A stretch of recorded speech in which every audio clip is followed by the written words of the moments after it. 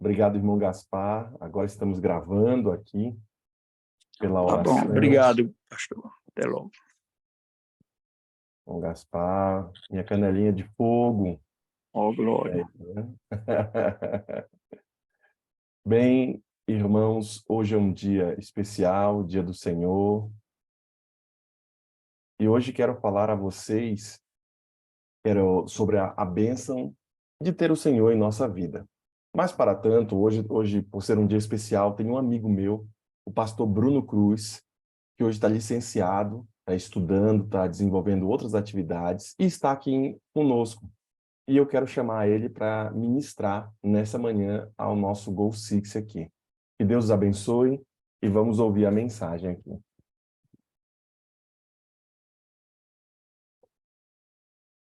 Bom dia a todos, tudo bem com vocês? Todos na paz do Senhor? Pastor Anderson, obrigado pelo convite e parabéns a você que dedicou o tempo da sua manhã de sábado, sacrificou o sono, o descanso, que faz parte, né? Porque o sono é uma das 8 leis que Deus nos ensinou. O descanso é importante, mas você parou para acordar um pouco mais cedo, talvez dormir um pouco mais cedo ou dormir menos para poder estudar a palavra. Muito bom. Eu tenho dedicado tempo de estudo e de prática para um tema muito falado em alguns contextos religiosos e pouco falado no nosso contexto, que é a prosperidade bíblica. Quando a gente pega toda a história bíblica do povo judeu, que foi quem recebeu os oráculos de Deus, foi o povo que recebeu a Bíblia, que escreveu a Bíblia. Quando a gente pega a história desse povo, ao longo de milênios, você vê que eles eram, e são, até hoje, né, o judeu praticante, são muito hábeis para prosperar financeiramente. E a gente precisa fazer uma análise dessa história, desses princípios, desses postulados, dessa postura deles, com muito cuidado. A palavra prosperidade, ela precisa ser estudada e praticada na nossa vida com muito cuidado. E eu tenho feito essa análise e essa prática na minha vida há algum tempo. Existem círculos religiosos também que são muito... para eles é muito atrativo o tema da prosperidade. Porém, é uma prosperidade não bíblica. É uma prosperidade mágica, quase que pagã. Eu acredito, pastor Anderson, eu não perguntei, mas o grupo aqui ele é mais adventista, né? Sim, temos mais A maioria é adventista, isso adventista, mesmo. ok. E eu não vou me dirigir apenas com uma linguagem para adventista como somos, mas se alguém aqui é de alguma religião que eu menciono essa ênfase da prosperidade, entenda que eu não falo aqui em tom de crítica, mas apenas informando que eu penso diferente, tá bom? Veja só, eu e você vemos pessoas que falam muito de prosperidade e pregam muito prosperidade nas igrejas de uma maneira mais mágica. Isto é, prosperidade é um milagre. Eu preciso fazer algo por Deus e aí sim Deus faz por mim. Então, se o meu casamento ele anda ruim, é porque existem algumas entidades satânicas que estão na minha vida. Eu preciso buscar um sacerdote. Eu preciso doar dinheiro para esse sacerdote ou para o ministério daquele sacerdote. Aí ele intercede por mim e aí o milagre acontece. Esse conceito de prosperidade, eu não consigo vê-lo na Bíblia, tá? Eu não consigo vê-lo na Bíblia. Existem muitas religiões que seguem, mas eu não consigo enxergar isso na Bíblia. E eu não vim aqui para rebater isso, tá bom? O que eu vim fazer aqui, junto com vocês, é a gente estudar a prosperidade da Bíblia. O que é que a Bíblia diz sobre prosperidade? Obviamente, a gente não vai fazer um estudo bíblico aqui, mas eu quero pegar apenas um salmo maravilhoso com você, e eu já convido você a abrir esse texto, o livro de Salmos, para a gente estudá-lo. Esse salmo possui ali 7 bênçãos para a pessoa que busca Deus. E são 7 bênçãos de prosperidade, 7 presentes que Deus dá, ok? Então abra sua Bíblia no Salmo 128. Salmo 128. É um salmo muito bonito, e que muitas Bíblias dizem que tem ali um subtítulo, né? O Salmo da Família, ou Felicidade no Lar. Existem alguns subtítulos ali, porque ele é muito próprio para a família. Muito próprio para a família. Ok? Salmo 128. Salmo 128. Acredito que você já deve ter aberto. Primeiramente, antes de lermos, deixa eu explicar um pouco como é que esse salmo, ou para que esse salmo foi escrito. Todo o livro da Bíblia, todo o texto da Bíblia, ele foi escrito por homens inspirados pelo Espírito Santo, mas esses homens, ao receberem a inspiração divina, eles escreveram com propósito, para ter certo tipo de audiência.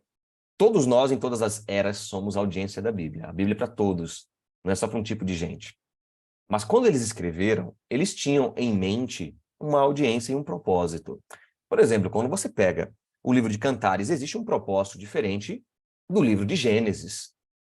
Quando você pega os próprios salmos, que eram cânticos, é diferente de você pegar profecias apocalípticas, como Daniel ou o próprio Apocalipse. São propósitos diferentes. E note uma coisa, quando você pega a sua Bíblia, é muito provável que você tenha ali, um pouquinho antes, né, Salmo 128, um pouco acima, tem um subtítulo. Esse subtítulo não foi escrito pelo salmista, tá? Não foi. Foi colocado depois. Mas é muito provável que tenha aí cântico de romagem. Não tem? Cântico de romagem. Por quê? Quando você pega o Antigo Testamento, o período do Antigo Testamento, o povo de Israel, eles não tinham as sinagogas até a invasão de Babilônia, até o exílio babilônico. Não haviam sinagogas. Então eles tinham, entre aspas, vou fazer de uma maneira bem simplista, eles tinham uma igreja só, que era em Jerusalém. Então as pessoas que não moravam em Jerusalém, elas faziam as peregrinações, pelo menos 3 vezes por ano. Normalmente, as festas mais importantes eram Pentecostes, Tabernáculos e a Páscoa. Eram as mais importantes das 7. É onde tinha uma aglomeração maior de pessoas, uma peregrinação maior de pessoas. Então, quem não morava em Jerusalém, mesmo morando nas cidades vizinhas, especialmente quem morava mais ao norte, porque Jerusalém está mais ao sul, eles faziam essa peregrinação. E entenda que não havia transporte como nós temos hoje. Era a pé ou em algum animal. Então, levava-se dias, às vezes, dependendo da distância, para chegar. Tá? E eles faziam as romagens, essas viagens para ir para essas festas religiosas.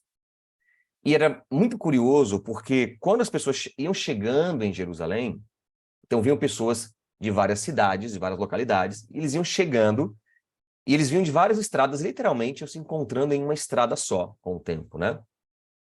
E aí havia uma aglomeração já na estrada, antes de chegar na cidade.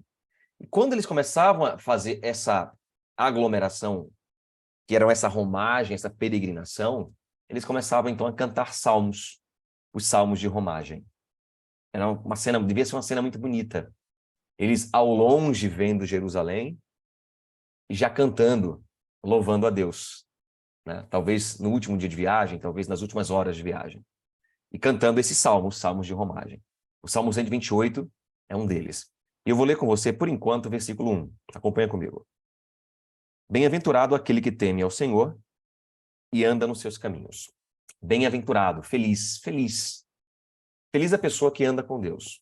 Resumindo o primeiro texto. Quem anda com Deus é feliz. E ele diz que essa pessoa que anda com Deus tem uma característica aqui. Ela teme ao Senhor e anda nos seus caminhos. É fiel. É obediente. Uma palavra que, fora do nosso ciclo, do nosso círculo, ela é mal vista, né? Obediência.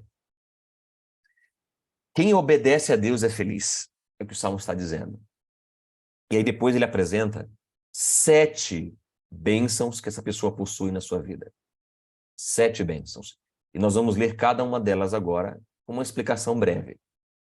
A pastora Ana falou que eu tenho mais ou menos 25 minutos, né? Eu serei breve. Versículo 2. Do trabalho de tuas mãos comerás. A primeira bênção prometida aqui é sobre o nosso trabalho, sobre o nosso sustento. Do trabalho de tuas mãos comerás. Entenda que o homem, a gente pode aplicar para a mulher também, tá ok? Nós estamos numa sociedade hoje em que a mulher trabalha. Então entenda isso. O homem ou a mulher que temem ao Senhor terão seu trabalho garantido. Terão seu sustento garantido. Então a primeira bênção aqui é sobre dinheiro, tá? Porque dinheiro é uma necessidade humana. É óbvio que o dinheiro não é a coisa mais importante da vida. Mas o dinheiro é importante. E esse é um ponto que a gente precisa ter atenção. Porque é possível que você não tenha muita atenção sobre o dinheiro. Uma vez que Jesus falou em Mateus 7, que nós temos que buscar primeiramente o reino de Deus, e as outras coisas serão acrescentadas, a gente pode ter a tendência de ignorar as outras coisas. Compreende? Quando eu falo sobre prosperidade financeira no meu Instagram, às vezes eu recebo muita crítica de pessoas sinceras, tá? Mas dizendo, olha, busca em primeiro lugar o reino de Deus, esquece o dinheiro. Mas como assim esquece o dinheiro? É o mesmo que alguém dizer o seguinte, olha, busque o reino de Deus, que as coisas do seu casamento vão acontecer. Busque o reino de Deus, que você vai ter saúde automaticamente. Só que não é isso que o texto está dizendo. Ele está dizendo apenas uma questão de prioridade, de não colocar o dinheiro ou outras coisas acima de Deus, porque se tornarão ídolos. Mas não quer dizer, ao mesmo tempo, que as coisas que estão abaixo não são importantes e que eu não tenho que dedicar tempo a elas. Compreende? Então, se eu não cuidar do meu casamento, daqui a pouco falaremos sobre isso. Casamento, gente, é um jardim. Se você não cuida, vira mato. E dinheiro também é assim. Eu tenho que cuidar da minha vida financeira. Eu tenho que levá-la a sério. Eu costumo sempre dizer isso. Você pode até anotar isso, tá? Anota isso, é muito interessante. Não ame o dinheiro e odeie a pobreza. Não ame o dinheiro e odeie a pobreza. Como assim odiar a pobreza? Porque amar o dinheiro está claro para mim. A pobreza não é plano de Deus. Não é plano de Deus que o ser humano passe fome. Você concorda comigo, correto? Não é plano de Deus que as pessoas passem uma situação de extrema escassez. Então, o verbo odiar, ele é forte, mas eu creio que ele é próprio. Quando eu olho crianças em alguns países da África, que eu já pude ir na Etiópia, e eu vejo em situações de fome, de inanição, de não terem o mínimo digno, de dignidade na vida, eu tenho que olhar com ódio para isso. Não é para o pobre, tá? É para a pobreza, são coisas diferentes.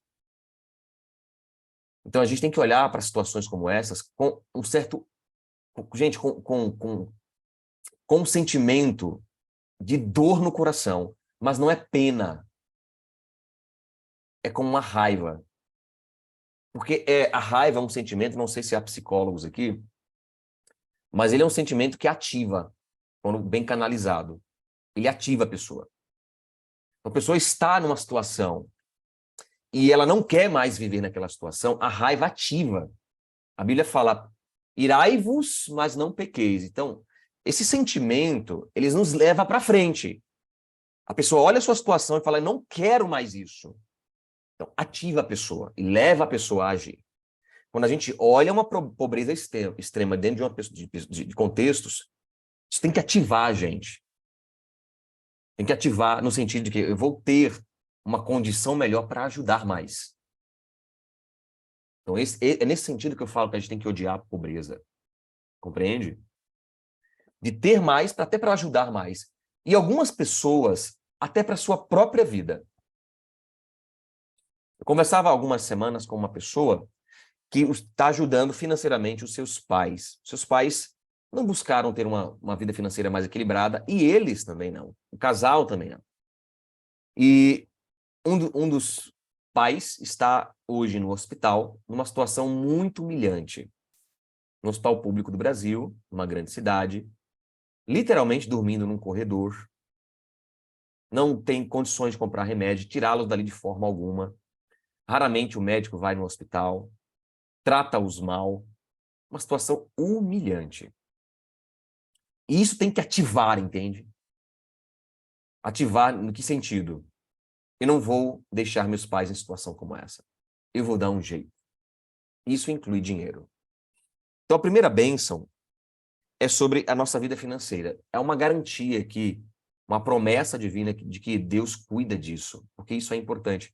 O que nós mais fazemos em termos de hora diária é trabalhar. Pelo menos deveria ser assim, né? É o que nós mais fazemos. 8 horas, pelo menos, ligados ao trabalho. Alguns de nós, provavelmente mais que isso.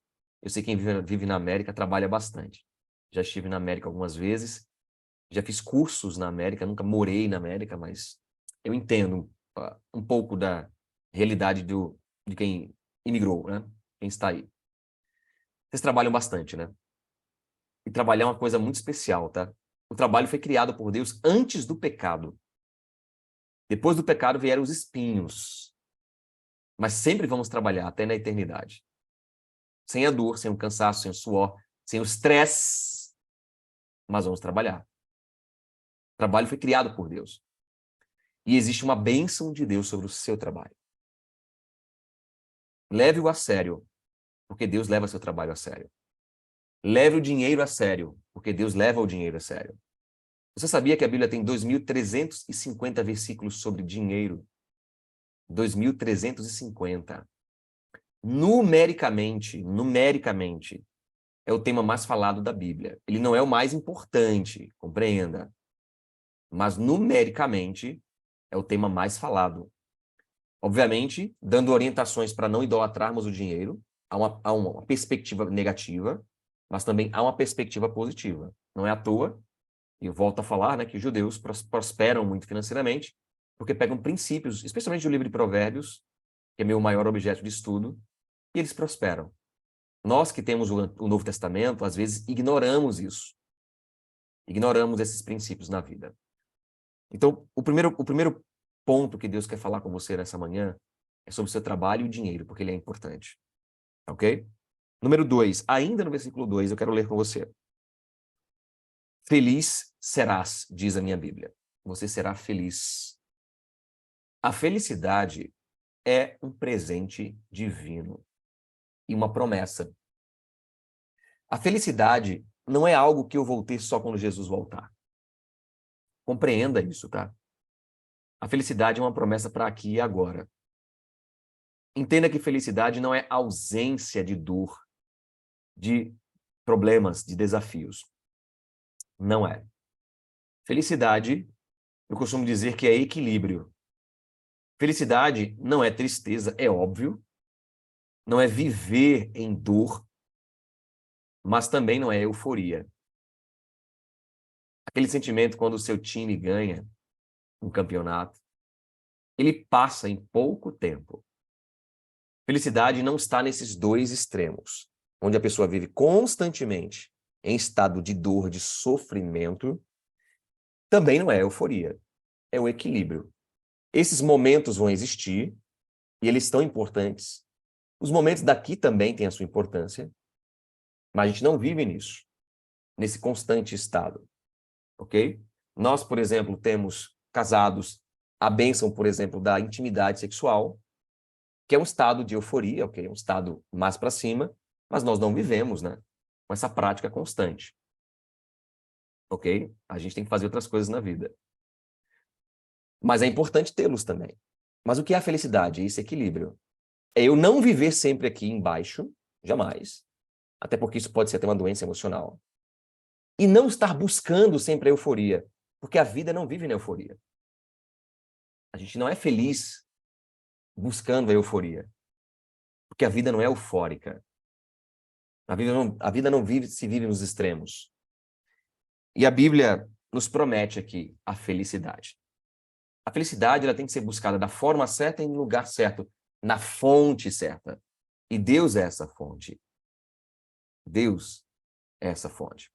Não se compra um martelo e pregos na padaria. Então, a gente não vai buscar o que nós queremos ou precisamos no local errado, na fonte errada. Deus é a fonte da felicidade. Eu quero falar, talvez, ao coração de uma pessoa aqui que está, talvez, buscando muita euforia na vida e, por isso, às vezes, pela expectativa desalinhada, se sente, quer buscar muito aqui em cima e se sente muito embaixo, porque a expectativa está errada. Porque a vida não se vive aqui. Ou talvez algumas pessoas que estão enfrentando desafios emocionais como a depressão, que é uma doença que tem que ser levada a sério, que tem que ser dado a ela o remédio correto, ajuda profissional, ok? Mas que é importante que você entenda que a vida não se vive aqui, você tem que sair desse estado. Tem que sair dele, desse estado emocional. E Deus promete isso para você. Deus se preocupa com a sua felicidade. Entenda isso. Quando Jesus voltar, ele vai nos levar para um estado pleno de felicidade, onde não há oscilações. Nós não sabemos o que é isso. Nós não fazemos ideia do que é viver isso. Nós nunca vivemos isso, desde que fomos tirados do ventre da mãe, que já sentimos dor ali. Já choramos ali. Nós não sabemos o que é viver nesse pleno estado de felicidade, sem os extremos. Mas é importante compreender que Deus se preocupa hoje, enquanto estamos aqui na Terra, Deus se preocupa com a sua felicidade. Então se preocupe com ela também. Não viva naquela constante ideia de que não, eu estou triste hoje, mas quando Jesus voltar, serei feliz. Não é isso, isso não é cristianismo. Mas também há algumas pessoas que vivem um estado religioso de euforia, de êxtase constante, de gozo constante. Também não é isso. Porque a vida também tem seus desafios. E a felicidade tem que ser buscada hoje aqui na Terra. Terceiro, eu vou ter que correr um pouco, né? Para não atrasar os nossos compromissos aqui no sábado. Terceiro, ainda no versículo 2. Tudo te irá bem, diz na minha Bíblia. Há variações na sua tradução, talvez. Sua tradução talvez seja diferente, mas aqui diz que tudo irá bem. Tudo ir bem não é tudo dá certo. São coisas diferentes. Qual é a diferença? Tudo dar certo é quando eu planejo e acontece exatamente como eu planejei. Deu tudo certo. Aqui não está dizendo isso. Aqui está dizendo que tudo irá bem. No final, fica até melhor, porque Deus ajustou a rota. Compreende? Então, o homem e a mulher que temem ao Senhor, Deus fará ajustes na rota. Às vezes, ele vai até mudar a rota. Mas outras vezes, ele vai pelo menos ajustar, para que a caminhada seja diferente. Então, se você tem planos, sonhos, entenda que Deus quer que você sonhe mesmo. Porque o que é uma pessoa que não sonha? Uma pessoa que não sonha é um morto que ainda respira. A gente tem que ter sonhos. Os sonhos nos levam para frente. A gente tem que ter sonhos. Sonhos voltados para o âmbito espiritual, que é o mais importante, mas também para as outras dimensões da vida. Sonhar para seus filhos, se ainda são pequenos, você tem sonhos, tenho certeza. Sonhos para o seu casamento, sonhos para a sua vida financeira, sonhos para a sua igreja. Poxa, eu quero que a minha igreja compre um terreno maior e seja maior. Eu quero que a minha igreja faça um projeto evangelístico em outro continente. Sonhos.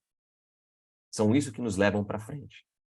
Quem não sonha morreu, só não foi enterrado. Tudo te irá bem, diz a Bíblia. Nessa trajetória dos sonhos, nessa caminhada para os sonhos, tudo irá bem. Não quer dizer que vai dar certo tudo. No planejamento, algumas coisas serão diferentes. Acontecerão diferentes. Porque Deus vai ajustar.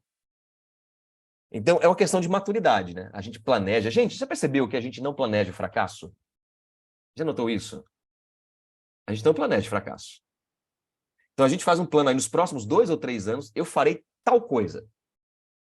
Vai acontecer um monte de situações. Por exemplo, alguns anos atrás, nós fizemos alguns planos e veio uma pandemia.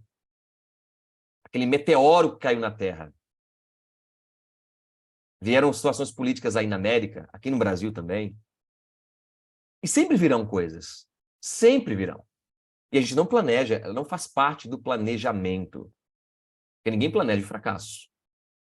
Mas os fracassos virão. E faz parte da vida. Talvez a palavra fracasso seja uma palavra forte. Vamos colocar a palavra desafio. Os desafios virão. Mas entenda, quando eu falo fracasso, eu estou falando de derrotas. Porque não existe um time que ganha sempre. Um atleta que ganha sempre. Não existe. Mesmo os maiores atletas dentro do esporte, o Jordan, o LeBron, eles não ganharam sempre. Porque ninguém ganha sempre. Isso não existe. Só que quando a gente anda com Deus, a gente vai ter essas derrotas, mas no final tudo irá bem. Quando não tem derrotas é quando tudo dá certo. A vida não é assim. Mas tudo irá bem, porque Deus vai ajustar a rota. Quando eu comecei o meu ministério, eu tive um desafio interessante. Um ano antes, eu estava sendo, obviamente, estudante de teologia. Nós comportávamos, eu e minha esposa, a gente era bem sucedido na comportagem, a gente realmente conseguia recursos financeiros diferentes, assim, a mais do que a média, né? Aqui na divisão sul-americana, a gente estava sempre entre os primeiros ali. E a gente tinha um dinheiro legal. Morávamos numa casa pequena, guardávamos dinheiro para o ano seguinte, onde a gente ia ser pastor e pastora, né? A gente ia trabalhar no ministério. E a gente tinha um dinheiro guardado para comprar nossos móveis, né? Para uma casa maior. Nosso apartamento em São Paulo. A gente já sabia que ia morar em São Paulo, trabalhar em São Paulo. E aí veio uma oportunidade de eu estudar na Europa, fazer um curso rápido pela Andrews, sobre história do cristianismo, e a gente teria que sacrificar aquele dinheiro para isso. E a gente decidiu fazer, porque era uma oportunidade meio que única, e fomos. Foi muito especial.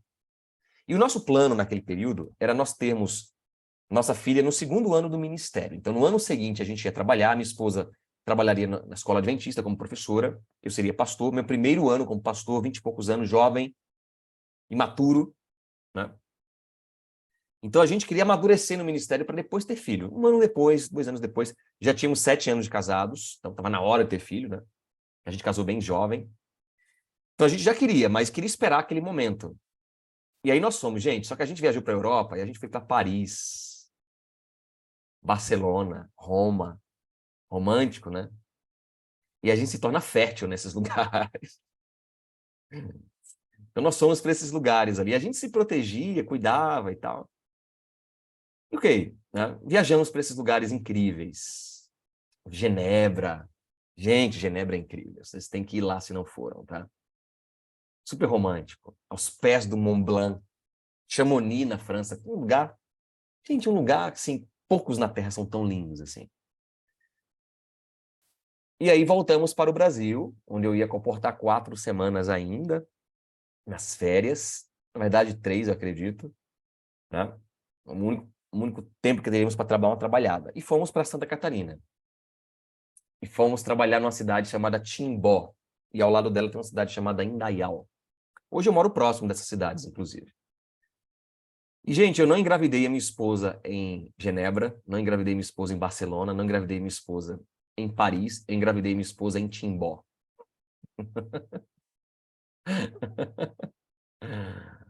Nós tínhamos um método, né? E ele falhou. E a minha esposa ficou preocupada. Olha, eu estou num período de fertilidade aqui, de ovulação. E naqueles 7 anos, aquilo nunca tinha acontecido daquela forma, né? E ela falou, olha, não, primeiro vacilo nosso em 7 anos? Não. Sim, ela engravidou. Não era nosso plano naquele momento. Não era nosso plano. E aquilo foi tão forte para mim, eu estava tão empolgado em ir para o ministério no ano seguinte, a gente ia trabalhar com plantio de igrejas, estava com vários sonhos, né? Vários sonhos. E o filho não fazia parte dos sonhos. Eu estava muito, muito focado. Uma das poucas vezes na minha vida que eu fui tão focado em algo, né? E eu não queria filho naquele momento. E quando a minha esposa realmente descobriu que estava grávida, foi muito decepcionante para mim. Eu juro, é muito ridículo falar isso hoje, mas me decepcionou. Eu não consegui esconder. Não era para aquele momento. O foco era muito forte em outra coisa naquele momento. É ridículo, mas foi o meu momento, né? Minha imaturidade. E eu sempre sonhei em ter, né, 2 meninos, como o pastor Anderson tem, mas na hora certa. E aí veio o exame positivo e minha esposa estava grávida. Meses depois, minha esposa foi fazer o exame para descobrir se era menino ou menina e eu queria 2 meninos. Mas a pessoinha que estava ali não mostrava, né? E aí, existem outros exames que são mais definitivos e tal. A gente não fez esses exames. A gente fez aquele ultrassom mesmo para o médico ver a genitália e descobre se é menino ou menina. Não mostrava, não mostrava, não mostrava. Mas quando descobriu, foi menina. E eu queria menino. Bem, no ano seguinte, nós fomos para o ministério. Minha esposa chegou já com um barrigão, né? Quase nascendo. 7 meses. E indo já para o 8º mês ali, E eu entendi como foi importante aquilo. Porque eu era um menino pastor, cuidando de 7 igrejas em São Paulo. Gente, eu era um menino, tá? Eu tinha espinha na cara, eu usava aparelho, magrelinho demais. Gente, eu era o próprio, eu não era o chupa-cabra, eu era a cabra chupada, eu era muito magro. Parecia o Smeagol, sabe? Era um horror, assim. E era um menino que ia cuidar de 7 igrejas. O que eu tinha de idade, alguns anciãos tinham de experiência no ancianato. A igreja sempre respeita o pastor. Mas confiar no pastor é uma outra coisa. Compreende? A confiança é uma conquista. Então eles me respeitariam, perdão. Mas eles não confiariam num moleque de 20 e poucos anos fácil. Eu teria que andar muito para poder ter essa confiança deles. Está terminando o tempo, pastor? Não. Chegou a polícia aqui do meu lado, né? De repente, sai, está terminando. Seria mais breve, mas essa história é importante. Queridos, e aí, quando você... A sociedade tem seus comportamentos e a igreja reflete esses comportamentos. E um deles é o seguinte: quando um homem e uma mulher, especialmente o homem, ele é pai de família, as pessoas olham essa pessoa diferente. E a igreja também faz assim, tá? E não está nada de errado nisso. Deus viu que o ano que eu teria que ser pai era aquele ano. No meu primeiro ano de ministério. Nós tínhamos gastado nossas economias. Nosso plano era outro. Né? Estudamos na Europa. Minha esposa não trabalhou naquele ano, então financeiramente foi um pouco apertado. Não era nosso plano. Ter um ministério, né, no primeiro ano, muito trabalho, muito aprendizado, muito desafio. E ainda ser pai no primeiro ano, longe da família, com ninguém para cuidar da minha esposa ali junto comigo, de um bebê recém-nascido. Era muito desafio no ano só. Não era o nosso plano, mas era o plano de Deus. Porque tinha que vir naquele ano. Para que eu ganhasse a confiança mais rápido da igreja. Eu percebi isso. Além disso, veio menina, né? Eu queria 2 meninos, lembra? Veio menina, porque eu sou nordestino. Eu sou pernambucano. E na minha terra, os homens são muito machistas, até hoje, tá? Quem manda aqui sou eu, era uma frase que meu pai falava muito. E eu não sou feminista, mas eu também não sou machista. Então, eu tinha que mudar a minha postura, a minha visão quanto ao universo feminino. Eu precisava fazer isso. Para ser um pastor. Eu precisava fazer isso. E aí Deus me deu uma menina para isso. Na verdade, eu queria 2 meninos, e ele acabou me dando 2 meninas. Deus dá umas rasteiras, né? Você compreende que, no final, não deu tudo certo na minha vida, mas deu tudo bem. Foi melhor assim. Foi melhor assim. Deus tem planos melhores para nós. Confie. Vamos para os próximos, tá ok? Verso 3. A quarta bênção agora. Tua esposa no interior de tua casa será como a videira frutífera. Então a quarta bênção é sobre o nosso casamento. Acredito que muitos de nós, talvez a maioria, sejamos casados aqui. Estamos num relacionamento de casado, ou talvez alguma pessoa já teve um casamento, não está hoje num casamento. O casamento, não apenas nesse texto, mas na Bíblia, ele é comparado a uma videira frutífera. Observe que no Antigo Testamento, na verdade no Antigo Testamento não, né? Não sei se você já foi em Israel. Israel é uma terra muito desértica, a nação de Israel. Na época de Davi, a nação de Israel ela compreendia um território geográfico maior do que é hoje. E, percentualmente, mais da metade é deserto. No deserto, em regiões desérticas, você tem alguns oásis, algumas cidades com rios, algumas cidades que chovem, né? Mas em todo Israel a chuva é rara ainda. E você entende que, devido a isso, você tem poucos frutos. Em Israel, gente, quando você pega toda a Bíblia, você tem poucos frutos relacionados ali. Tem damasco, você tem a uva, são poucos, né? poucos. Porque não é como o Brasil, especialmente a região norte e nordeste, onde existe uma abundância gigante de frutas. Há poucas registradas na Bíblia. E a mais importante era a uva. Porque a uva ela podia ser tanto alimento, como ela podia também ser bebida. A água é escassa em regiões desérticas.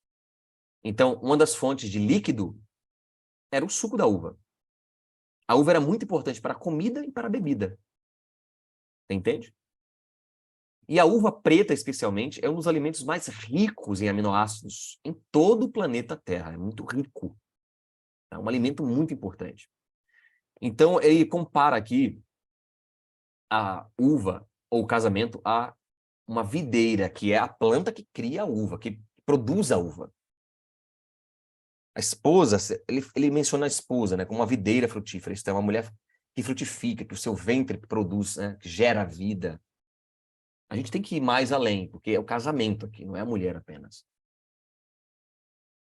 Deus tem uma bênção muito especial de prosperidade no nosso casamento.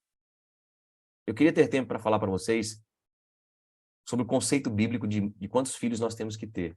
É um conceito que eu descobri há pouco tempo. E quando eu descobri, era tarde demais para nós. Porque Deus quer que a gente tenha muitos filhos. Eu entendo que em alguns contextos é bem difícil, eu sei disso. No meu também é. Mas é um plano de Deus, tá? Há muitos versículos sobre isso na Bíblia. Muitos versículos sobre isso. Isso não é uma questão cultural do passado, do Antigo Oriente Médio. Tá? Isso é um plano de Deus. Não é um mandamento de Deus, compreenda. Não é um mandamento. É um plano, é uma bênção que Deus traz para você. Tá? Que você pode experimentar. A Bíblia diz que quanto mais filhos, mais bênçãos. Isso é bíblico. Às vezes nós experimentamos uma realidade diferente. Quanto mais filhos, mais dor. Não deveria ser assim. Porque a maneira que foram criados, talvez, levou a isso, mas não é o que Deus apresenta na palavra. Só que a bênção que está aqui é sobre o nosso casamento. Eu quero ser rápido, mas ser enfático aqui. O casamento, das relações que temos na Terra, é a relação mais importante para Deus e tem que ser para nós. A minha relação com as minhas filhas é muito especial. Eu tenho uma de 11 e outra de 5. São as coisas mais lindas da Terra, gente. São a cara do Pai. Então, gente, é um amor que não há compreensão que a gente sente pelos filhos. Mas não é a relação mais importante da minha vida. Não deve ser. Isso não é filosófico, isso é prático. Entenda uma coisa. Amar não é sentir, amar é agir. Toma nota disso, tá? Amar não é sentir, é agir. Então, o que eu sinto pelas minhas filhas não determina quem eu vou amar mais. Eu escolho amar mais a minha esposa. Eu vou para a ação. Há uma fase da nossa vida em que a gente vai dedicar muito tempo às crianças por serem muito dependentes de nós. Mas essa fase tem que passar. Não é que ela vai passar, não é isso. Ela tem que passar. Há pais que os filhos são adultos e os pais mimam ainda, cuidam deles ainda. Essa fase a gente tem que escolher deixá-la passar. E aí a gente passa a dedicar mais tempo para o casamento de novo. É uma escolha, porque é a relação mais importante da minha vida. É a única relação que eu tenho na Terra que será eterna. Você compreende isso? Eu vou para o céu com aquela pessoa. Não com os meus filhos. Minhas filhas vão formar a família delas. Minha filha mais velha tem 11 anos. Daqui a pouco ela completa 30 e começa a namorar. Eu estou desesperado. A minha filha mais velha vai embora. Em algum momento, a minhas novas também. Elas vão embora. A minha esposa não vai embora. Ela fica. Para sempre. Eu não quero entrar na discussão aqui de casamento, novo casamento, mas o plano de Deus é para sempre. Para a eternidade. Então, que relação é mais importante que essa? Nenhuma. Nenhum funcionário vai trabalhar com você para sempre. E você vai trabalhar com aquele patrão para sempre. Seus filhos não serão para sempre. Seus pais não serão para sempre. O casamento é para sempre. Poxa, mas existe até a morte que os separe. Há toda uma discussão sobre isso, teológica até. Mas como você compreende que o casamento tem que ter frutos, que ele é a relação mais importante da terra, e Deus quer dar uma bênção muito especial sobre o seu casamento, para que ele seja feliz. Por consequência do casamento, vem os filhos, e aí eu quero para a quinta bênção. Ainda no versículo 4 diz, teus filhos como rebentos da oliveira, serão como rebentos da oliveira à roda da tua mesa. Eis como será abençoado o homem que teme ao Senhor. E ele compara a relação com os nossos filhos com outro fruto, que era a oliveira. Nossa, tem tanto a falar sobre isso. Que é outro fruto muito importante, né? Porque da oliveira se vinha um pão, vinha o óleo de oliva. A oliveira, o fruto da oliveira, que vem as azeitonas, poderia ser comido, a própria azeitona, poderia ser um alimento imediato, mas normalmente era usada para o óleo. E o óleo tinha algumas funções, normalmente 4. Era também alimento, né? Era insumo para fazer o pão, era alimento. Era também usado como combustível para gerar luz nas lamparinas, combustível para a luz, então, trazia alimento, trazia luz. Era também usado como um bálsamo para feridas, cicatrizante. E também, um quarto elemento, uma quarta possibilidade, era usado em cerimônias religiosas para unção. Ele compara os filhos a isso. Os filhos trazem alimento para a alma. Gente, quer ver uma casa feliz? É uma casa com criança. Ninguém discorda disso de mim. Não tem como. Tá? E quanto mais felicidade. Garantidas 2 coisas. Mais bagunça e mais felicidade. Garantido. Né, pastor Anderson? Então, os filhos, eles trazem alegria. Tá? Eles trazem, muitas vezes, esse alimento emocional. Eu já vi pessoas saírem da depressão porque teve uma criança em casa. Às vezes, não é nem do seu ventre, é uma avó. A minha mãe, por exemplo, estava na depressão, lutando contra a depressão há alguns anos, se tornou avó. Meu irmão mais novo teve filho primeiro, veio o Igor, acabou a depressão. Não tem tempo para depressão. O pastor Anderson falou, não tem tempo para depressão. Então, eles trazem alimento para a alma, eles trazem luz para o lar, como a oliveira traz, né? Como o óleo de oliva traz cura e espiritualidade. Ah, não. Depois que eu comecei a ter filho, minha vida espiritual acabou, não tem tempo nem para ler a Bíblia. É uma fase isso, é uma fase que também tem que passar. Quando é bebezinho é bem complexo, né? Mas depois tem que passar. As minhas filhas me fazem orar mais. Me levaram para isso, a depender mais de Deus, a estudar mais o plano de Deus para a família, que eu ignorava. Então, os filhos têm que nos levar para isso. Os filhos têm que nos levar mais para a igreja. Estou falando de igreja, é físico mesmo. É eu frequentar mais cultos da igreja para os meus filhos se habituarem com a igreja. Os filhos têm que levar a gente para isso. Eu ia só no sábado, agora eu vou quarta, não sei como é que é na América, né? Acho que depende muito da região. Nem sempre tem, eu sei disso. Ou domingos, ou sexta-noite, ou pequeno grupo. Eu tenho que colocar meus filhos num ambiente de igreja. Eles têm que se habituarem com a igreja. Então, quando eu me torno pai, mãe, eu tenho que criar esse hábito em mim devido aos meus filhos. E eu vou ganhar com isso também. Compreende como os filhos são importantes? Vamos para a penúltima. Verso 5. O Senhor te abençoe desde Sião, para que vejas a prosperidade de Jerusalém durante os dias da tua vida. É a única vez que a palavra prosperidade aparece no texto. E ele menciona que o homem e a mulher que andam com Deus verão a prosperidade de Jerusalém, a cidade santa. A cidade vai prosperar.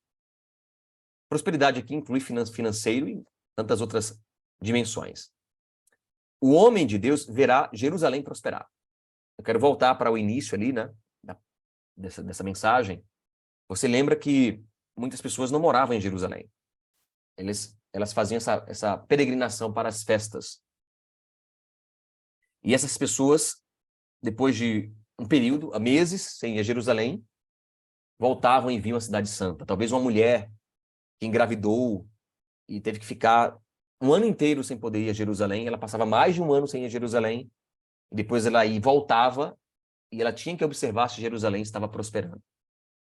Olha, a cidade está crescendo, aquele novo bairro está nascendo ali. Olha essa construção em Jerusalém. Olha a vida financeira do povo. O homem e a mulher de Deus teriam que ver a cidade prosperar.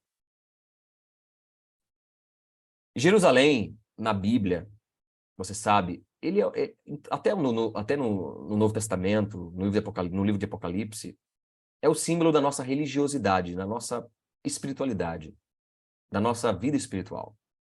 Então, a bênção que nós estamos vendo aqui não é uma bênção material apenas. Ela é muito mais que isso. Ver a prosperidade de Jerusalém é ver a prosperidade da nossa vida religiosa. Enxergar isso, é crescer espiritualmente.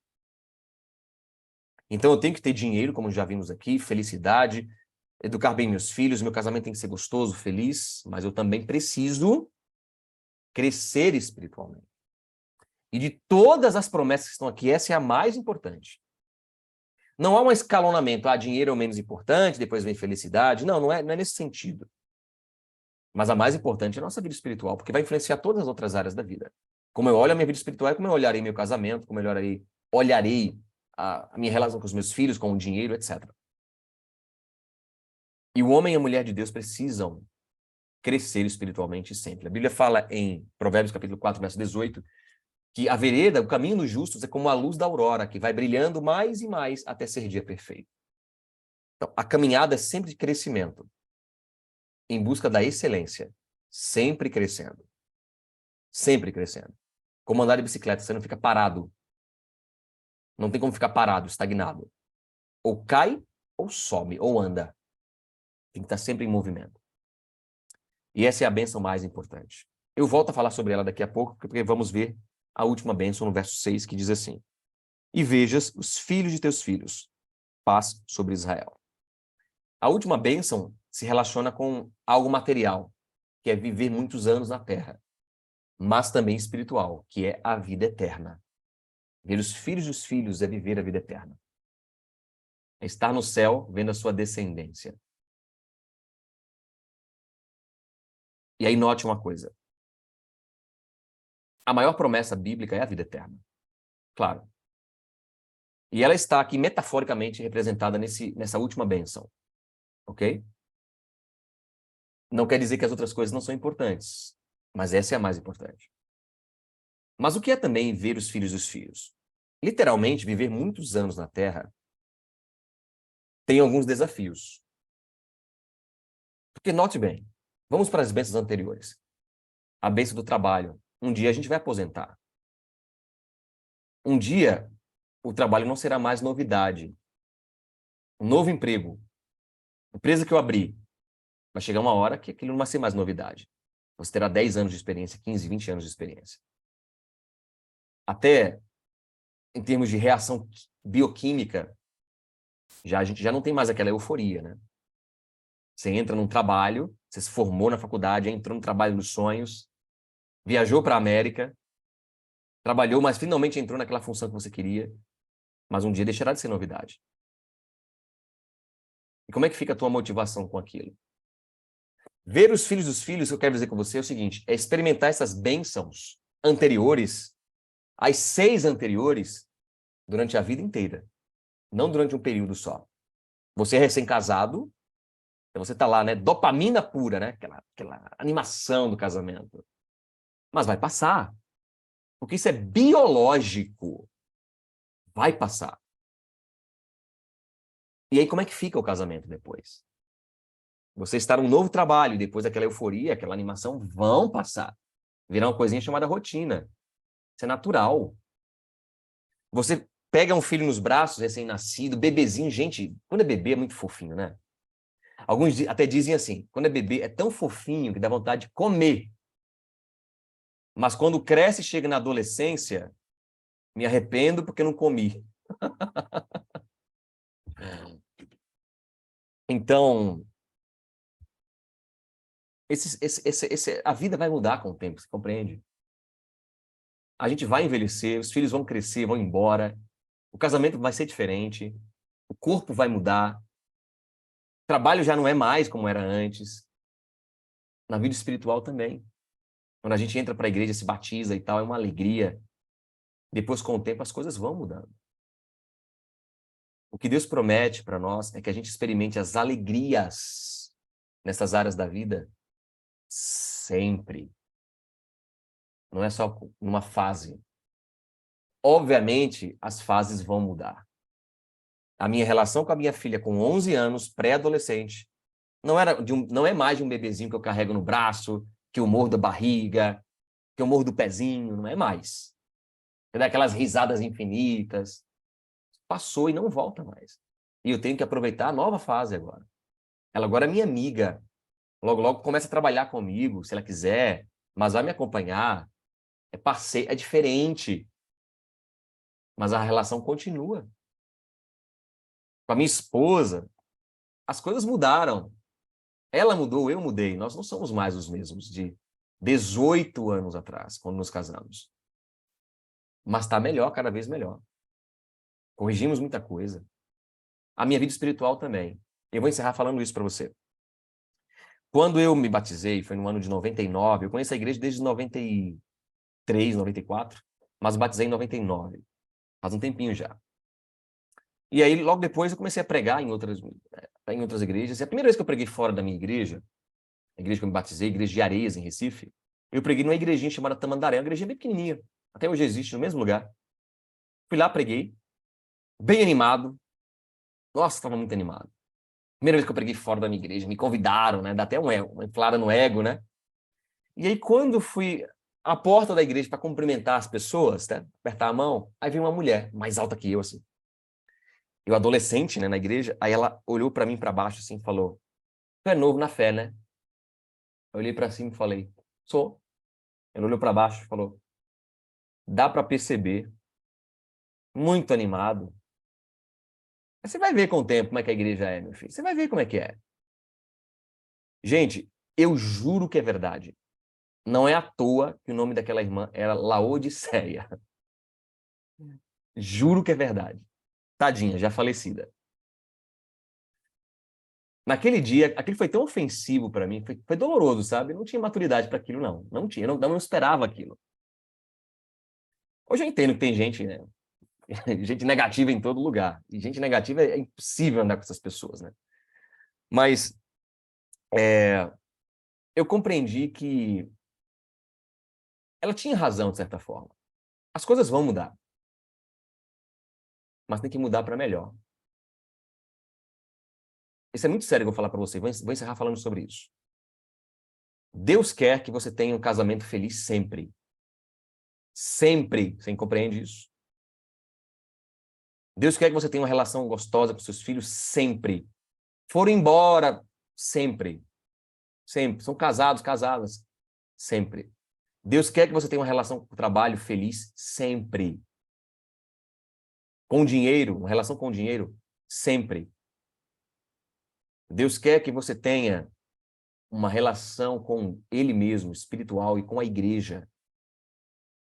Sempre gostosa, sempre feliz. A gente entra na igreja com inocência, achando que todo mundo é perfeito. Essa inocência vai passar. Vai cair algumas escamas. Mas isso é bom, isso não é ruim. Isso chama-se maturidade. Aí eu pergunto para você, como é que está a tua relação com Deus? E com a sua igreja? E vamos para a prática, tá? Não vamos filosofar aqui, não. Quanto tempo você dedica, de maneira particular, para ler a Bíblia? Mas nem sempre, Bruno, eu tenho prazer em ler a Bíblia. Você é pecador, é? A carne vai militar contra o espírito. É normal isso aí. Amar não é sentir, amar é agir. Eu não tenho vontade de ler, eu vou ler. Porque não é sentimento, é ação. Você entende? Como é que eu mostro que eu amo a Deus? Eu vou e faço.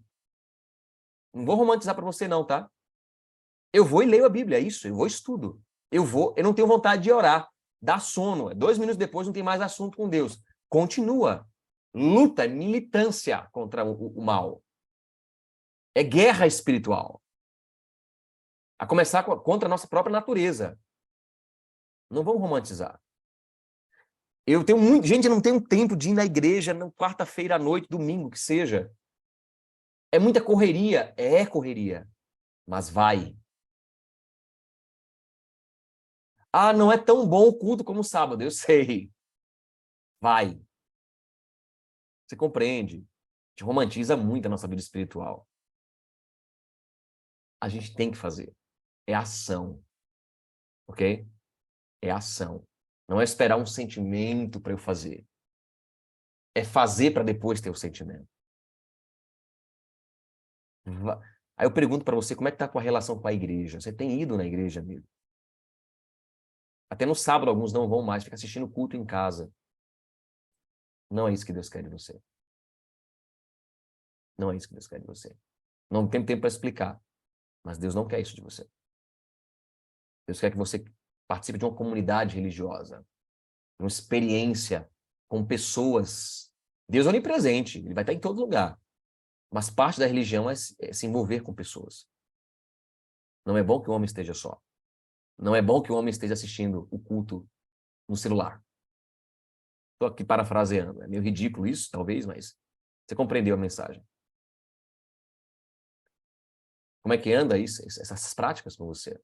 Deus quer que você tenha uma relação espiritual com Ele, com a sua igreja, de crescimento constante, de envolvimento, de participar das coisas da igreja, de participar de atividades espirituais. Não é só a igreja, compreende? Às vezes é um ministério independente. Na América existem vários.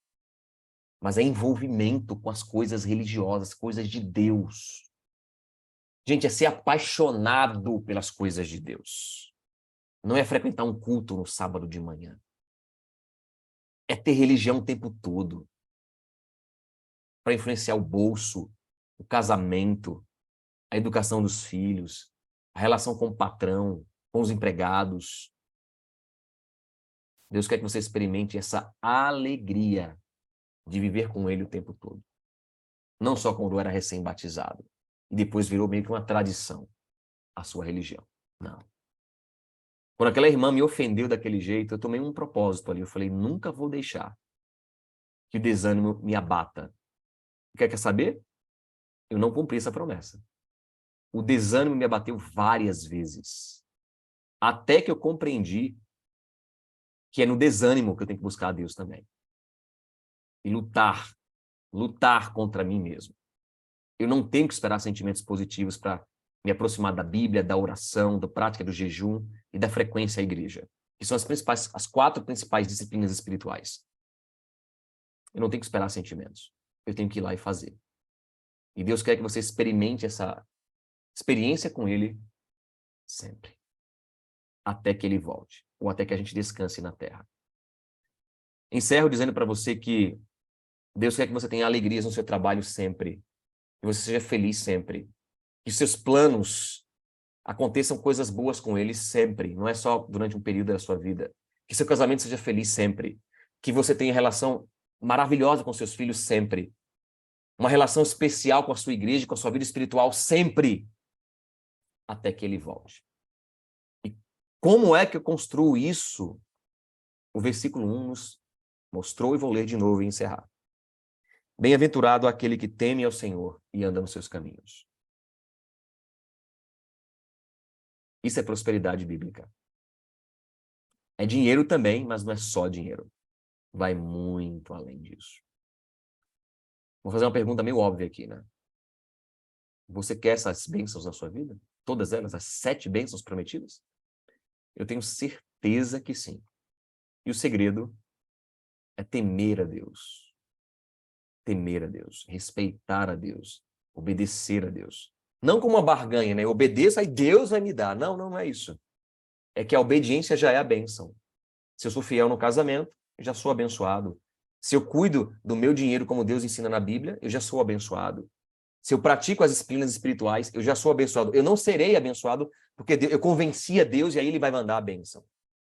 Não é isso, não é barganha. A obediência é a bênção. Eu não obedeço para ser abençoado. A obediência é a bênção, compreende? O resultado natural da obediência. Porque prosperidade, gente, entenda. Prosperidade não é sobrenatural, ela é natural. Prosperidade não é milagre. Prosperidade é plantar e colher. O milagre foi Deus ter criado a semente, criado a terra, criado a água, o oxigênio. Deus já fez o milagre. Mas o trabalho de plantar é meu. Eu só prospero se eu fizer. Meu casamento só vai ser feliz se eu for para ação. A educação dos meus filhos também. Meu dinheiro também. Minha vida espiritual também. A transformação do coração vem de Deus, mas eu tenho que permitir isso, eu tenho que ir atrás. Há um elemento humano nisso. Há um elemento humano. Há uma ação humana nisso. E eu quero orar agora com você. Aliás, teremos, a pastor Anas colocou aqui, teremos uma ordem de oração. Ele colocou número 1, oração, e não colocou, não entendi aqui. Aí tem, compreendi. Eu acho que vai ter uma oração agora de uma outra pessoa e depois uma minha. Eu acho que é isso, não sei. Não é isso? É isso, Rose? Sim, pastor, sim. A irmã Vai- Luzinete, esposa do irmão Gaspar, ela vai orar agora, e aí logo após o senhor ora. Compreendi. Obrigada, pastor. Perfeito. Vamos orar e eu vou pedir essas 7 bênçãos sobre sua vida. Amém. Amém. Bem, Oremos. teremos uma oração inicial. A pessoa responsável pode orar já. Oremos. Querido Deus, maravilhoso Pai, a Ti seja toda a honra e toda a glória, Senhor. Que maravilha estarmos aqui na Tua presença e mais uma vez lembrarmos que para nós sermos felizes e prósperos temos que temer a Ti, Senhor. Temos que nos dedicar a Ti, temos que nos achegar a Ti. Ó Deus querido, nós sabemos que nos embates da vida muitas vezes fica difícil nós orarmos, irmos à igreja, sermos felizes, mas, Senhor, Tu nos promete isso bondosamente. Querido Deus, nós não estamos agora indo para Jerusalém terrestre, estamos indo para Jerusalém celestial. E queremos a Tua companhia, Senhor. Queremos o Teu amor junto a nós, para transbordarmos para as outras pessoas. No caminho, nós encontramos outros que vêm para subirmos conosco para o céu. Ó Deus querido, que nós possamos nos ajuntar a Ti e cantarmos louvores ao Teu nome, entregarmos a nossa vida em Tuas mãos, porque só contigo, Senhor, nós poderemos obter todas essas bênçãos que o Salmo nos promete, que a Bíblia fala. Ó Deus querido, muito obrigado pelo teu grande amor para conosco. Muito obrigado por nos aceitar, mesmo com o defeito como somos, e nos sustentar com a tua mão poderosa. Deus querido, nós queremos neste momento te pedir uma bênção especial sobre o pastor Bruno. Muito obrigado, Deus, pela pregação dele, pela mensagem. Nós muitas vezes esquecemos que as coisas passam, mudam, mas devem mudar para melhor. Que nós, se estivermos ao teu lado, tudo irá bem, mesmo que não seja aquilo que planejamos. Muito obrigado, Deus, por tudo, pelo teu grande amor para conosco. Queremos te pedir, Senhor, pelo irmão Carlos Pimentel. Ser com ele, meu Deus, no seu momento de dor. Ele agora está passando por essa fase, mas que tu possas, Senhor, derramar sobre ele as tuas bênçãos. Ser com a irmã Samara, continua com ela. Ó Deus, ser com o pastor Anderson, nós te agradecemos por ele. Queremos te pedir que tu abençoes a ele e a sua família. O pastor Wallace, o pastor Levi, o pastor Kelly e suas famílias. Ó Deus, eu quero te entregar em tuas mãos também o nosso pastor Jessé. Cuida dele, ele está um pouco adoentado, mas nós sabemos que tu estás à frente de todas as coisas, pois Só a Ti pertence o futuro e nós não sabemos o que é melhor, mas Tu sabes, ó Deus. Queremos nos entregar em Tuas mãos a cada momento. Senhor, continua abençoando o esposo de Roseli, a ela, a sua família, a Suelen. Ó Deus, cuida de cada pessoa que está aqui a cada manhã, buscando o Teu Espírito Santo. Derrama sobre nós, Senhor, o Teu Espírito Santo. Nos ajuda a nos entregarmos a Ti. Nos ajuda a entendermos que Tu queres o nosso bem, que Tu estás no controle de todas as coisas. Derrama sobre cada um dos Teus filhos sabedoria, amor, mansidão, para que possamos cumprir a Tua vontade aqui na terra. Que mesmo que passemos por alguns períodos mais difíceis, Tu estás ao nosso lado. Tu queres o nosso bem, o nosso melhor. Ó Deus querido, nós queremos nos dedicar a Ti neste dia, neste sábado. Queremos, ó Deus, Te pedir que Tu nos use para o Teu serviço. Nós não sabemos a maneira que Tu queres que nós sejamos usados, mas queremos nos entregar para que sejamos usados para a honra e glória do Teu nome, da maneira como Tu queres. Deus de amor, dá-nos um sábado na Tua companhia. Abençoa cada um de nós. Derrama as Tuas bênçãos sobre a irmã Roseli e a sua família. Sobre o nosso lar, Senhor. Sobre os nossos filhos. Traze-os para bem pertinho de Ti. Que nós possamos nos achegar a Ti a cada instante. Porque Tu sabes o melhor para nós. Que confiemos em Ti e esperemos as Tuas bênçãos, trabalhando e apressando a Tua volta. Essas são bênçãos que nós Te suplicamos, não porque merecemos, mas em nome e por amor de Jesus. Amém. Amém. Amém.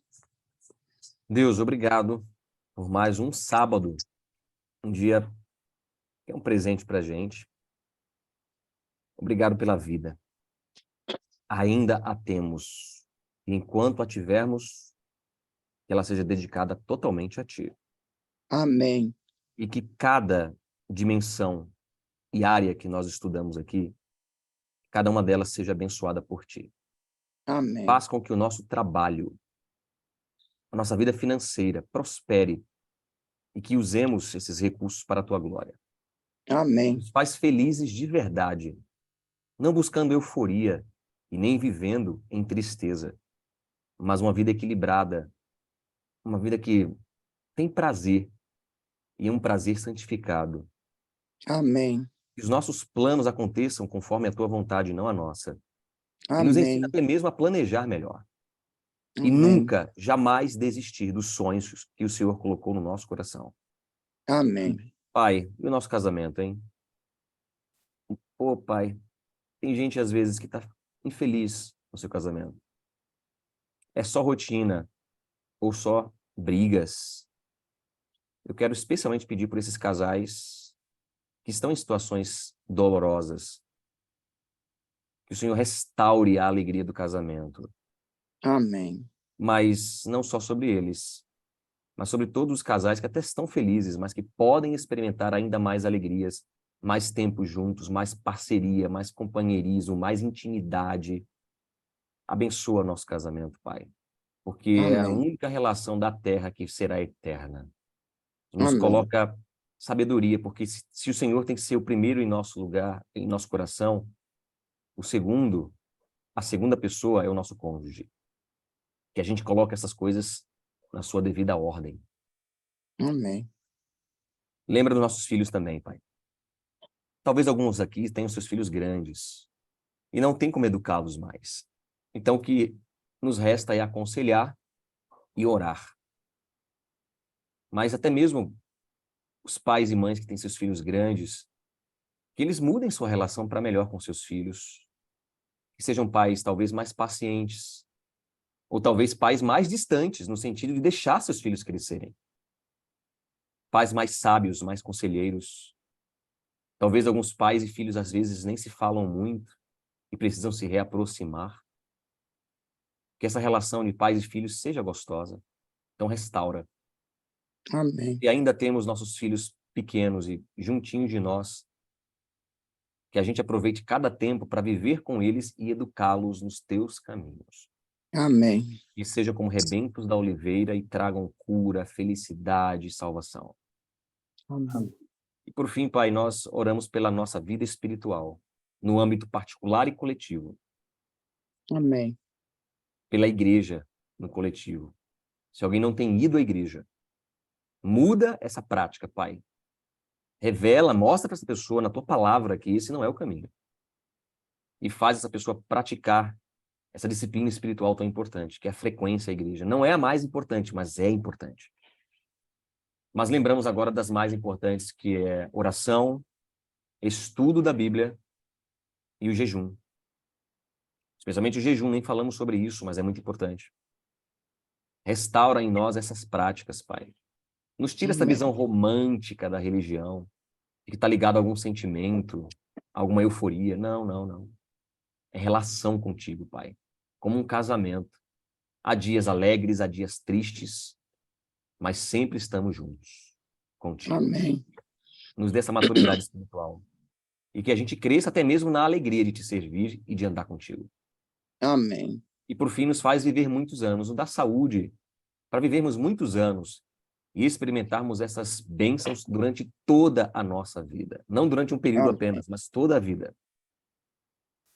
E também, Pai, perdoa nossos pecados para termos a vida eterna. E que Jesus volte logo. Amém. Oramos em nome de Jesus. Amém. Amém. Amém.